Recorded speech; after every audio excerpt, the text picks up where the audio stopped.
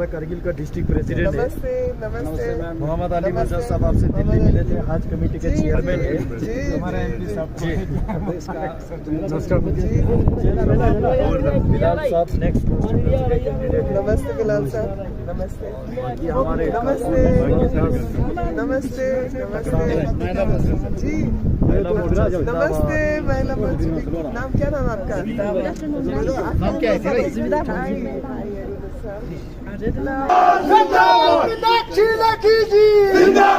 जिंदाबाद जिंदाबाद नरेंद्र मोदी साहब जिंदाबाद जिंदाबाद कारी साहब आगे बढ़ो हम तुम्हारे साथ हैं। एनसी कांग्रेस क्या करेगा? सब घोटाला और करेगा। एनसी कांग्रेस क्या करेगा? सब घोटाला और करेगा। शशि को लिखवा दो ताकि मैं एक दो लोगों के टच में रहूं कि भाई इसका क्या हुआ या इससे बात कर लो, ये काम कर लो, करवाएंगे ना, बिल्कुल करवाएंगे।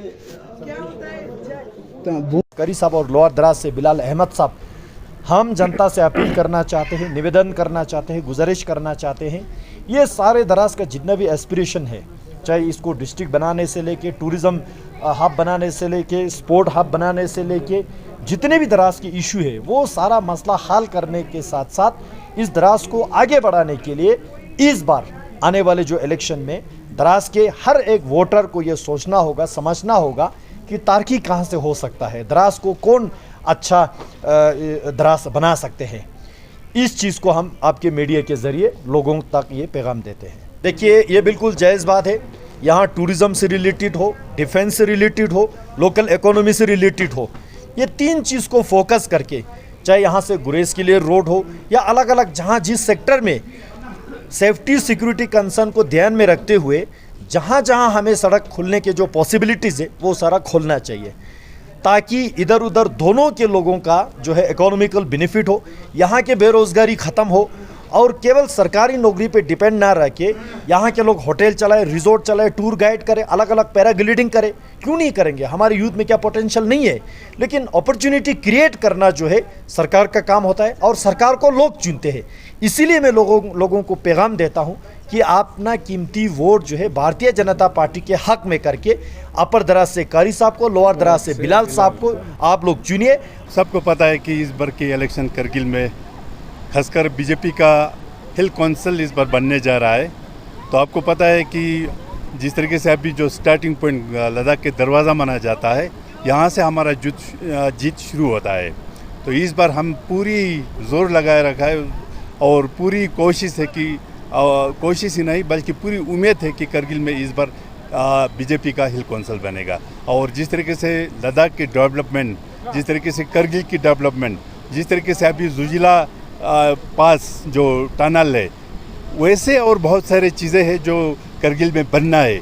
जब तक बीजेपी की यहाँ पे गवर्नमेंट नहीं आएगा तब तक मैं समझता हूँ कि करगिल की आवाम के ये सारे भलाई नहीं हो सकता है। इसलिए मैं सारे करगिल वासियों से, सारे दराज के वासियों से अपील करना चाहूँगा कि जिस तरीके से अगर यहाँ की बात करें तो करी साहब जैसे आदमियों को चुन करके एक वफादार, एक करप्शन फ्री पार्टी लाए, एक करप्शन फ्री कैंडिडेट लाए, जिससे पूरी करगिल की मतलब तरक्की हो सके। जी देखिए, जहाँ तक कल्चर और संस्कृति का सवाल है तो हमारे देश में हर 5 किलोमीटर 10 किलोमीटर पर एक अलग किस्म का आपको कल्चर देखने को मिलता है, लेकिन उसके नीचे की जो परत है, ऊपर बर्फ़ दिखती है लेकिन नीचे नाला चल रहा होता है। तो जो नीचे की नदी है, जो नीचे का झरना है, वो हम सबका एक ही है और वो भारतीयता का झरना है।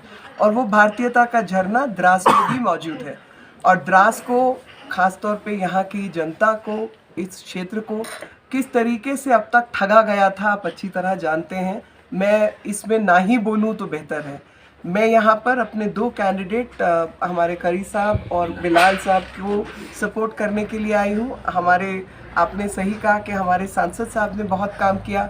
आए दिन संसद के अंदर लद्दाख क्षेत्र की, द्रास की, कारगिल की जो समस्या है वो संसद में उठाते हैं, तो इन्हीं के मार्फत हमको बहुत सारी चीज़ों का पता चलता है। कि पिछले समय में जब से यहाँ से 370 हटी, भारतीय जनता पार्टी के कैंडिडेट यहाँ जीत कर आए और लगातार भारतीय जनता पार्टी ने ग्राउंड वर्क यहाँ पर किया। तो चाहे सड़कों का निर्माण हो, चाहे बॉर्डर रोड्स की बात हो, चाहे जोलजिला टनल और वो दूसरी टनल जो है उसकी बात हो, चाहे कनेक्टिविटी, बर्फ़, जैसे आपने खुद कहा कि सबसे ठंडा इलाका है, दुनिया का सबसे ठंडे इलाकों में से एक है। तो ऐसे इलाके में जो दुनिया के सबसे ठंडे इलाकों में से एक है, ठंड के मौसम में लोगों की कोई ज़रूरत पड़ जाए, कोई तकलीफ़ आ जाए तो कोई सहूलियत नहीं थी। लेकिन आज यहाँ पर पूरी हेल्थ सर्विसेज आपको उपलब्ध है। आज आपको यहाँ पे बाकायदा अस्पताल उपलब्ध है। इतनी ऊंचाई पर आप लोग रहते हैं, ऑक्सीजन की कमी, किसी को हार्ट अटैक हो जाए, कोई तकलीफ़ और हो जाए तो ऑक्सीजन की व्यवस्था नहीं थी। कोरोना के बाद से लगातार काम करने के बाद में यहाँ पर ऑक्सीजन की व्यवस्था हुई। टूरिज़्म बढ़ाने का हमारा प्रयास है कि लगातार लोगों की रोटी रोज़गार का इंतज़ाम हो। कोई होटल में काम करे तो उसका घर चले, कोई होटल बनाए तो उसका घर चले, कोई रेस्टोरेंट बनाए उसका घर चले, कोई खाना समोसा पकौड़ा बेचे तो उसका घर चले, चाय कॉफ़ी बेचे तो उसका घर चले। तो सबके घर में रोटी रोज़ी का इंतज़ाम हो, सबके बच्चे अच्छे स्कूल में जा पाए। मगर जब टूरिस्ट आता है तो टूरिस्ट को तो इस आबो हवा का ख्याल नहीं है, वो तो क्या ही करेगा। तो For more updates, subscribe to our channel Kargil Today. Click the show links and enjoy watching the videos. Like us on Facebook and follow us on Instagram. Keep watching Kargil Today. Keep enjoying Kargil Today, the only voice of Kargil Ladakh.